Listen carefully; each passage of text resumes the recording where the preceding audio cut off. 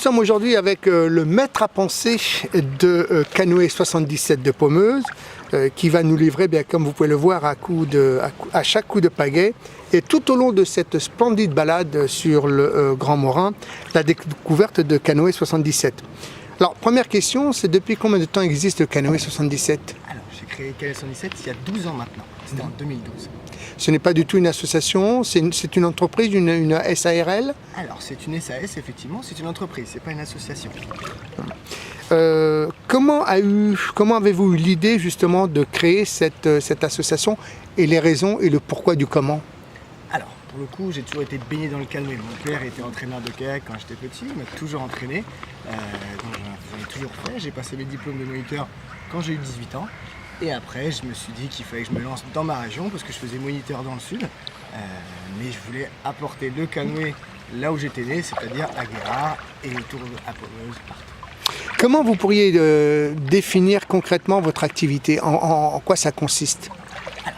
En quoi ça consiste? Ça consiste en fait à louer à des personnes en région parisienne des canoës sur une portion entre 6 et 18 km. Donc en gros, au final, c'est faire découvrir la nature et la rivière à des personnes de la région parisienne, comme vous êtes, de Marne-la-Vallée, de Paris, sur une portion entre 6 et 18 km. Voilà, c'est ça. Donc il y a deux parcours. Un premier qui est de 6 km, qui est un peu pour les débutants, pas trop confirmés. Et puis le deuxième qui est beaucoup plus costaud, 18 km. Et c'est vrai que même déjà le parcours qui paraît simple, pour l'avoir testé, c'est assez, enfin pour moi qui n'ai aucune notion, c'est en même temps hyper facile, mais il faut avoir un bon guide derrière quand même. Alors quelle est la particularité justement de ces deux parcours? Alors pour le coup, effectivement, le 6 km c'est accessible à tous. Donc les familles avec des enfants ou alors entre adultes qui n'ont pas fait beaucoup de canoë dans leur vie, c'est vraiment accessible à tous et aussi aux expérimentés mais qui ont juste envie de faire une demi-journée. Le grand parcours, le 18 km, est vraiment plus axé pour ceux qui ont déjà fait plusieurs fois du canoë. Et le mieux, c'est d'en avoir fait déjà chez nous. Comme ça, ils peuvent jauger le nombre de kilomètres et savoir si ça va leur plaire une grande journée entière. Parce que le problème de partir sur un grand parcours, quand on n'en a jamais fait, ça peut être long et un petit peu laborieux au bout d'un moment. Alors, vaut mieux faire court, prendre son temps pour une première fois et après revenir avec plaisir pour faire un grand parcours. Alors, comment vous arrivez justement, vous, à gérer le fait qu'une personne peut faire ou pas le 18 km? Alors moi c'est au téléphone, c'est-à-dire qu'on ne prend aucune réservation internet sur les grands parcours. Je réceptionne l'appel, je parle avec les personnes, je leur demande est-ce que vous avez déjà fait du canoë ou comment, est-ce que vous êtes à l'aise avec l'eau, est-ce que vous sentez que vous pouvez faire une journée entière, est-ce qu'il n'y a pas d'enfants avec vous, parce que je trouve que ça fait un petit peu long pour des enfants. Et puis après voilà, en jaugeant, j'arrive à dire effectivement c'est une bonne idée pour vous ou non de faire le grand parcours. Alors justement comment se pratique et comment se passe justement la mise en place de ces deux parcours? Par exemple, que faut-il pour, par exemple, j'appelle, je vais sur Canoë 77, je m'inscris, je dis ok, je vais faire la balade de 6 km. Après, comment ça se passe concrètement? Alors, quand vous faites une réservation directement sur notre site internet, vous recevez un petit mail avec l'adresse de rendez-vous qui est au 1 rue de Paris à Pommeuse. Vous venez, on va vous faire une petite navette, c'est-à-dire qu'on va faire descendre vos voitures à l'arrivée, on vous remonte en minibus.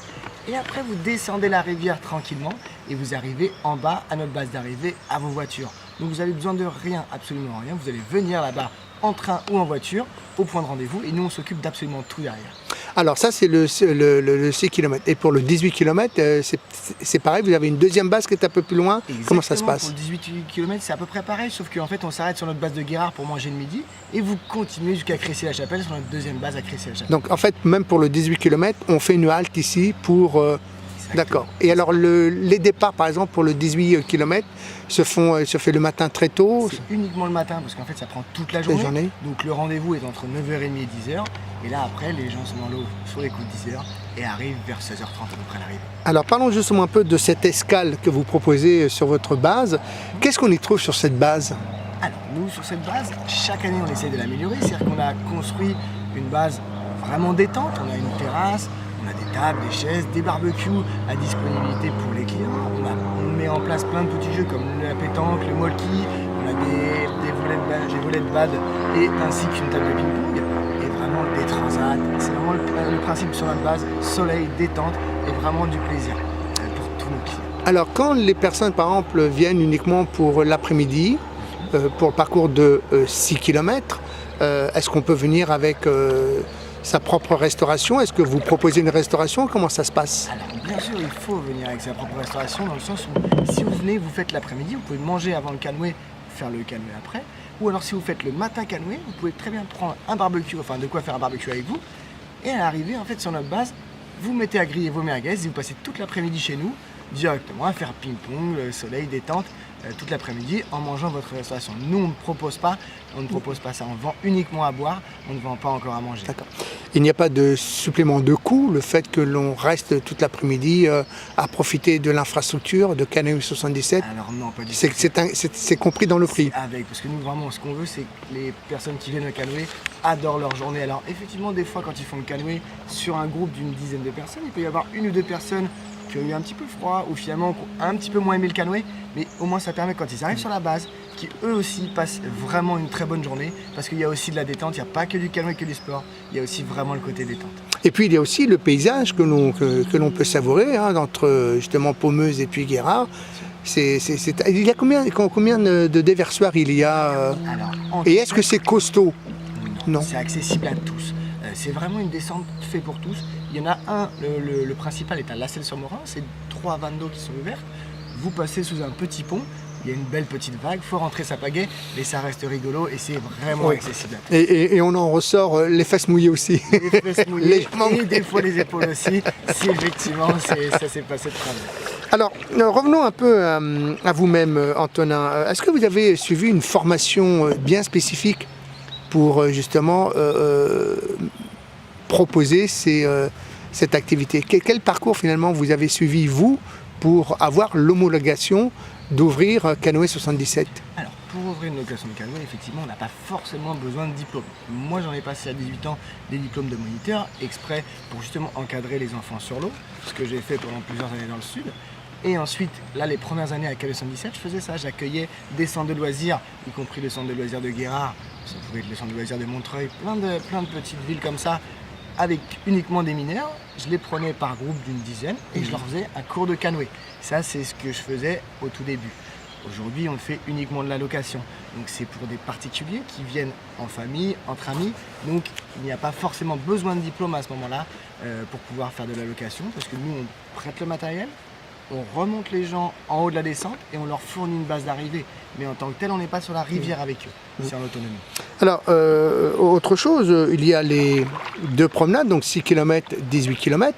Est-ce que vous proposez d'autres activités? Par exemple, est-ce qu'une entreprise souhaiterait venir, je ne sais pas, réconcilier ses employés parce qu'il y a eu, peut-être après une sortie de Covid, ou même peut-être pour régler des problèmes internes à une entreprise, est-ce que vous proposez également aux entreprises de venir profiter justement de Canoë 77 et leur apporter quelque chose? Et dans ces cas-là, dans quelles conditions?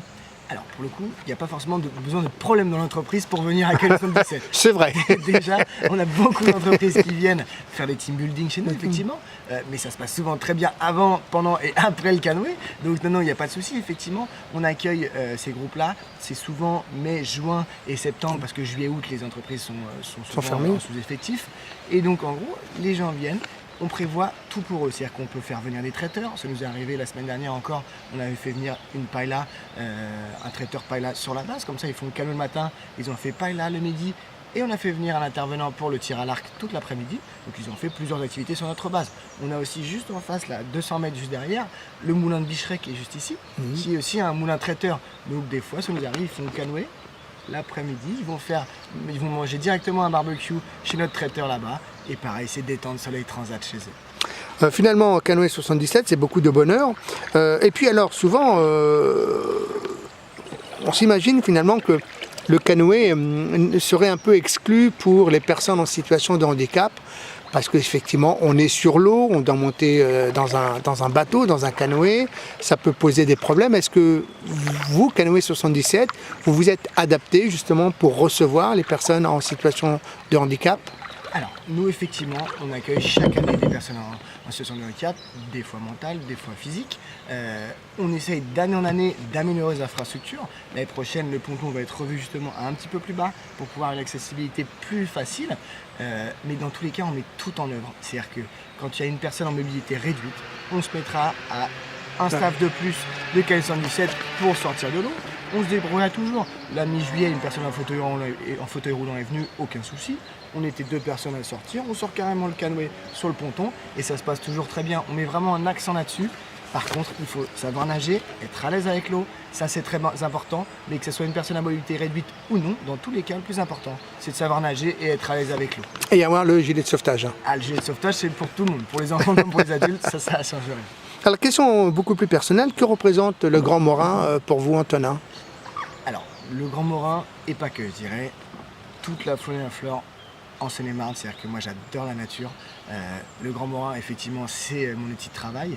Je suis né là, ici, et à Guérard. Je me suis baigné quand j'étais petit, j'ai fait beaucoup de kayak dans le Grand Morin petit. Ça représente beaucoup pour moi. C'est pour ça que je le nettoie aussi énormément. Par rapport à différentes choses, quand il y a des crues, l'eau monte, ça fait bloquer plein d'arbres en plein milieu. Donc nous on nettoie tout ça petit à petit, mais on le fait d'une pour l'entreprise, mais aussi d'un point de vue personnel, parce que moi et mon staff, on est tous de Guérard et on est attachés à cette rivière, donc on fait tout pour que le Grand Morin reste propre et accessible à tous. Et je suis très heureux aujourd'hui de le faire découvrir à des personnes qui ne sont pas forcément d'ici, qui peuvent être de Paris, de plus loin. On a un camping de Hollandais à côté, il y a des Hollandais qui viennent souvent au canoë, et donc voilà, ça fait découvrir le Grand Morin, je pense, à la France entière et à l'Europe, donc c'est cool. Alors, vous avez évoqué la nature. Est-ce que, avant le départ, vous donnez quelques informations, par exemple, aux gens qui viennent en disant vous risquez de voir, je sais pas, un héron, est-ce que vous allez peut-être voir un raton laveur? Est-ce que vous le dites avant ou après ou pas du tout? Alors, pour le coup, on fait un briefing au départ, bien sûr, pour expliquer tout ce qui est règles de sécurité, comment va se passer la descente. On évite de trop en rajouter, parce que le problème, c'est que plus on va donner d'informations, moins les gens vont se rappeler des règles de sécurité. Et effectivement, pour nous, le plus important, c'est que ça se passe bien, mais aussi que les gens soient en sécurité. Donc vraiment, on explique plus tout ce qui est règles de sécurité. Par contre, à l'arrivée, souvent, les clients vont nous poser la question. On a vu un petit oiseau avec une collerette bleue.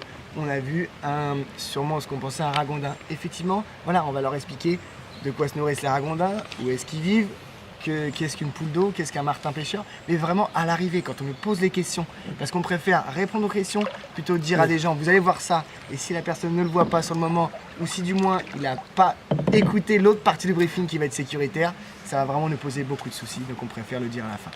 Parlez-nous un peu de vos projets futurs et immédiats concernant Canoë 77. C'est quoi? C'est l'achat des... Puis d'abord, on n'a pas parlé non plus des matériaux. Moi, je sais qu'à l'époque, quand j'avais fait des canoës il y a une vingtaine d'années, c'était pas du tout comme ça. Avec quels matériaux finalement vous travaillez et vous utilisez? Aujourd'hui, on travaille avec des bateaux en plastique pour le coup, c'est autovideur. C'est-à-dire qu'il y a des petits trous pour que l'eau sorte tout le temps, c'est insubmersible. Il y a des caissons étanches d'air à l'intérieur, donc même si vous le creviez avec un couteau ou ce que vous vouliez, dans tous les cas, il resterait hors de l'eau. Voilà, ça n'a rien à voir avec il y a 20 ans. Moi aussi, j'en faisais pour le coup il y a 20 ans, j'étais beaucoup plus petit, mais nous c'était en fibre de verre. Et effectivement, ça s'abîmait beaucoup plus, il fallait faire beaucoup de réparations dessus. Là, ces canoës-là, effectivement, c'est accessible à tous, c'est beaucoup plus stable et il y a besoin de moins de réparations sur ces bateaux automobiles comme ça. Alors, vos projets immédiats et futurs, c'est quoi? C'est ouvrir, par exemple, ouvrir davantage, faire un 3e parcours, c'est quoi? Alors, on pense à beaucoup de choses avec Alexandre, qui est mon associé. On réfléchit à plein de choses. C'est-à-dire qu'on essaye de voir si on va peut-être ouvrir un autre créneau pour qu'il y ait moins de monde en même temps, au même moment. Ça peut être ouvrir un autre parcours ou alors se développer autour de la base. Ça va être peut-être proposer d'autres activités en dehors du canoë, mais toujours en rapport, c'est-à-dire sur une même journée avec le canoë. Pourquoi pas faire autre chose, d'autres activités? On y réfléchit tous les jours. Aujourd'hui, on a encore une marge de progression parce qu'on n'est pas très gros, on reste une toute petite entreprise. Donc on peut encore grossir niveau canoë sans que les gens pensent que c'est l'autoroute. Justement, il y a encore vraiment beaucoup de place par rapport à ça. Mais on tend vraiment à s'ouvrir sur d'autres activités autour du canoë, autour de l'eau. On y réfléchit beaucoup. Et d'ici un futur, disons, proche, d'ici 2-3 ans, on aura d'autres choses à proposer pour sûr et certain. Que vous manque-t-il aujourd'hui, si toutefois il vous manquait quelque chose? Une femme, pour commencer. Pourquoi pas, ou même 2, hein, pourquoi pas? Non, très honnêtement, moi personnellement, il ne me manque pas grand-chose. Je travaille à côté de chez moi, souvent quand il fait beau, dans l'eau, avec des clients qui viennent pour s'amuser et qui repartent ravis. Donc moi, il ne me manque pas grand-chose ici. Si on pouvait avoir du soleil tous les jours, ça serait parfait. Mais cette année, on a une belle saison, on ne va pas s'en plaindre. Donc au final, pour l'instant, il ne manque pas grand-chose. Alors, est-ce que vous pouvez nous rappeler quels sont un peu les créneaux, les horaires de fréquentation de Canoë 77? Parce qu'il y a l'hiver, je suppose que vous êtes fermé. Vous ouvrez de quelle période à quelle période? Alors, nous ouvrons de mi-avril à fin septembre. Donc, chaque année, le week-end tombe, là, cette année, ça tombait le 2 octobre. Donc, à partir de ce moment-là, on ferme, on range tout le matériel, on lave tout. Parce que l'hiver, il fait un peu frais. Les feuilles tombent, donc c'est déjà beaucoup moins joli. Et les gens ne se rendent pas compte, effectivement, les gens qui vous appellent à mi-décembre pour venir faire du canoë, mais ils ne se rendent pas compte que l'eau est quand même assez fraîche, d'autant plus l'hiver, et c'est vraiment beaucoup moins sympa de pouvoir pratiquer. Et puis la rivière, on la nettoie énormément en début de saison, c'est qu'on va, comme je disais, on va enlever tout ce qui est arbre en plein milieu, et on ne pourrait pas le faire l'hiver, parce que l'hiver, ça monte beaucoup trop souvent le niveau du Morin, et il y aurait beaucoup trop d'arbres, donc c'est impraticable jusqu'à mi-avril. Pour conclure, est-ce que vous avez le sentiment que vous aimeriez ajouter autre chose à part de venir voir Canoë 77 et faire la balade? Tout le monde, effectivement, de venir faire la balade chez Canoë 77 pour découvrir notre super rivière, notre super coin aussi, parce qu'on parle de Pommeuse, Guérard, Crécy, mais entre ces villages-là, il y a plein de petits chemins à faire, que ce soit en randonnée à pédestre, à vélo ou plein d'autres activités. Donc vraiment venir découvrir toute cette partie de la Seine-et-Marne qui est vraiment jolie, vivante, beaucoup plus qu'on ne le pense. Donc vraiment, il ne faut pas hésiter à venir profiter de tout ça. Eh ben, Antonin, merci, et puis vive Canoë 77 et longue vie. Et ben merci beaucoup et à bientôt.